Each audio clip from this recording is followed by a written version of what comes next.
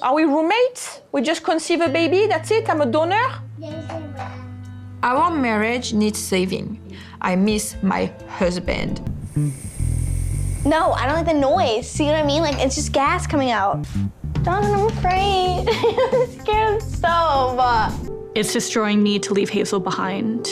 But moving her across the pond to a small house with other animals wouldn't be fair to her. The issues that these three couples face are as different as the couples themselves. From serious problems to heartbreaking ones to ones that are downright hilarious. Let's rewind to the start and kick off proceedings with Manon and Anthony, who have just arrived at Manon's parents' house in Marseille, France. I'm exhausted after the whole trip that just happened, so I just want to go to bed. I'm feeling super grateful to be moving in with Manon's parents. Staying with Manon's parents is going to be a big help for them, both financially in the sense of not having to rent somewhere for themselves, not having that financial burden, but also in the sense of having grandparents around, having people there who'll be more than happy to dote over their son Ben. Remember, that feeling of being the solo parent, not getting enough help from Manon in raising their child, is part of the reason why they're here in the first place. Now, going back to the house itself, in the 10 years since she's been in LA, Manon's parents have moved out of the home that she grew up in when she was a kid and have downsized. But that's a problem. You see, their new place is like a can of sardines, as Manon puts it. It's quite small. This is going to be a cramped experience, all of them living under the same roof. So hopefully it's not going to be long term. But that's a problem for another day. For tonight, on night one, there are other problems they need to address. You see, with both of them absolutely exhausted after the long flight, they head upstairs to their bedroom, but before hitting the sack, Manon wants to clear the air and discuss the argument that they had on the way to the airport back in the States. The conversation in the car. What you said, solo parenting, you know it hurt me. I'm not forgetting. I shouldn't have said it. Thank you. So in the cab on the way to the airport, Antony said to Manon that he feels like a single parent. Now, while that's not exactly new news, it's hardly a revelation. They've told us that from the very beginning. The fact that Manon is giving up the life that she's built in LA in order to address that problem, moving back to France, a country she doesn't really seem to even like, in a bid to try and be more present for her son, made that comment from her husband hurt even more. It made it feel like Antony didn't see or didn't appreciate the effort she is making. But from his perspective, Antony doesn't feel that Manon dwelling on that comment is fair. She always does this when we argue, he says. She'll say to me, oh, that really hurt me. I don't like that. I'm going to remember that. But I'm sitting here hearing all these hurtful things, and I never sit there and say, well, I'm hurt. I'm going to remember that. Antony says that when in the heat of the moment she says hurtful things to him, he's more inclined to let them go. He doesn't want to escalate things. But he also feels that when he expresses how he feels, when he tells his truth,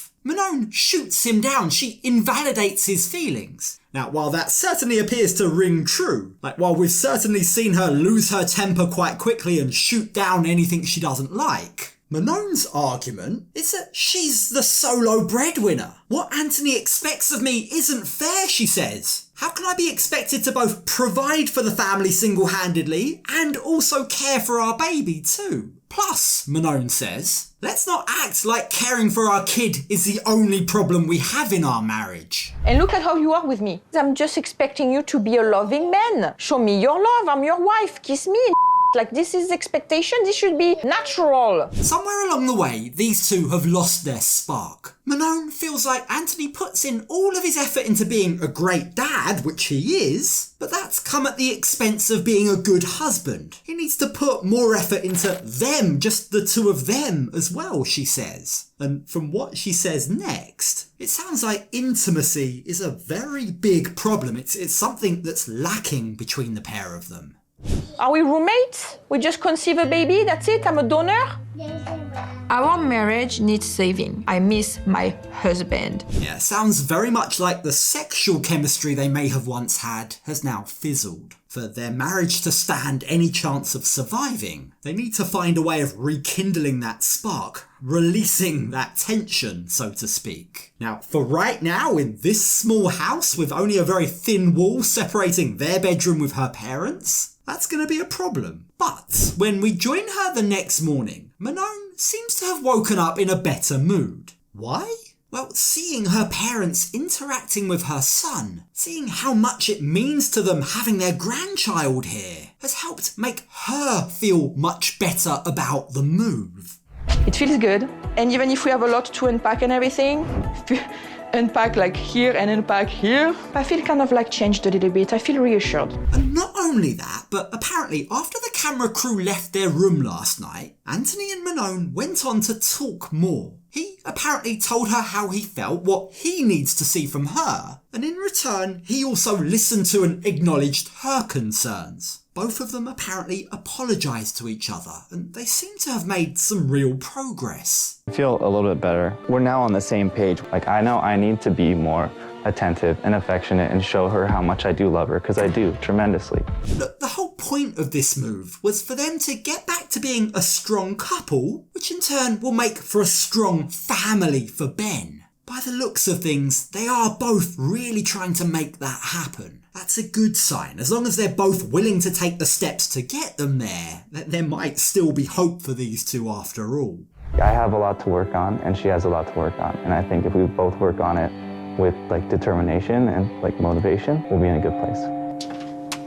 Now, someone else who also has a lot to figure out is Chloe, who's just spent her first night in her new home. It was nice, she says. It's great to be here, but the night didn't exactly go as one might have expected. I was exhausted and I literally went to bed because I was just too tired. I just give him the eyes of if you touch me, I'm literally swinging. You've got to give it to her. This girl is funny, but I'm not sure if it's intentional or not. Now, to mark the momentous occasion of her arriving, Johny has taken a few days off his pirate ship to be able to spend with her. The plan for today is to go to Chloe's favourite beach. But before they do, Chloe is going to have to overcome a major obstacle. I need to at least eat first. You think you can manage making boiled eggs? You can do it. I mean, I know I can. Something tells me this spoiled princess hasn't had a lot of experience making her own food or doing chores in general. But that isn't even her biggest problem. You see, while she's willing to get stuck in and try and figure out how to boil an egg, unfortunately, she's absolutely terrified about using Johnny's stove. It's like a flame I can't control. If it wants to light something on fire, what am I gonna do? Chloe, there's a lot that you can do to stop a stove from randomly lighting something on fire. I mean, maybe for a start, I don't know, how about this? Don't place anything that can catch a light close to the flames. Groundbreaking, I know. Now, in the past, before she moved here to live permanently, Chloe would just pay for them to eat out for every meal at restaurants so that she could avoid cooking on the stove. But now that she's out of work, they can't just keep living in vacation mode all the time. She will have to face her fear. No, I don't like the noise. See what I mean? It's just gas coming out. Donovan, I'm afraid. I'm scared of the stove. Look, all jokes aside, I know that a lot of people are scared of gas stoves, particularly if they've never used one before, if they're used to electric stoves, right? But there's no need for her to be. It's completely safe, it's not just going to randomly explode or blow up in her face. And Johny patiently walks her through exactly what to do, even though, as he says, it's ridiculous and she's only like this because she's grown up her whole life having everything done for her. If you start it once, I'll restart it. Let me put the eggs in. I love sometimes how naive Chloe can be, but it's very, very ridiculous to me that Chloe is afraid to turn on the stove. Maybe, perhaps you can argue that Johny should be a little bit more sympathetic. It might be the norm for him, it might seem absolutely outrageous that a grown-ass woman can't boil an egg or turn on a stove, but he knows what she's like. He knows that it is going to take her time to adapt to her new environment. This is, after all, a woman that, even as an adult, had her mummy doing everything for her. But, to Chloe's credit, despite her fears, she is at least willing to give it a shot.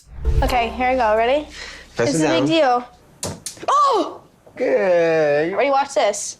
Oh, wow. Yeah. Oh wow, Johnny says. I mean, credit to him, he is a good actor. Like, he's trying his best to give her positive reinforcement, but I think given that seemingly this is the very first time Chloe has ever boiled an egg, like she doesn't even realise that the water needs to be boiling before you start the countdown timer. It's gonna be a very long time before he ever comes home to a cooked meal. Now we wait for 7 to 8 minutes. It hasn't even boiled yet. Damn it. Yeah, let's just say there are definitely a few question marks about whether or not these two are at the same level, whether they're both of the same maturity and they're both looking for the same things in life. But at least Chloe is trying her best, she's trying to learn, and something tells me these two are going to be very entertaining to watch. Now, for as funny as they are, another cast member facing a much sadder situation is Greta.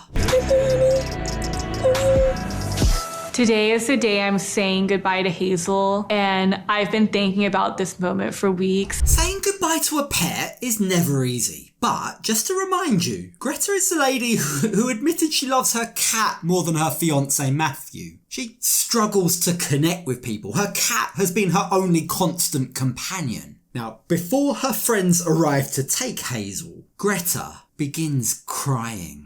I feel really sad about saying goodbye to her, especially because I don't think she fully understands what's going on. Hazel is extremely emotionally sensitive.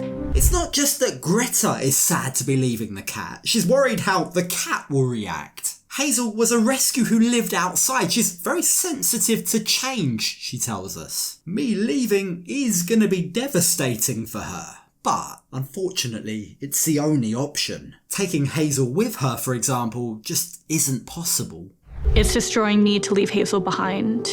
But moving her across the pond to a small house with other animals wouldn't be fair to her. Remember, they're gonna be living with Matthew's parents first, and they already have pets in the house. Now, for what it's worth, at least the people who have come to take care of Hazel seem nice. Like, they promise they're going to give her all the cuddles that she deserves. And while I'm sure it's reassuring to know that her pet will be cared for, that doesn't make this any easier.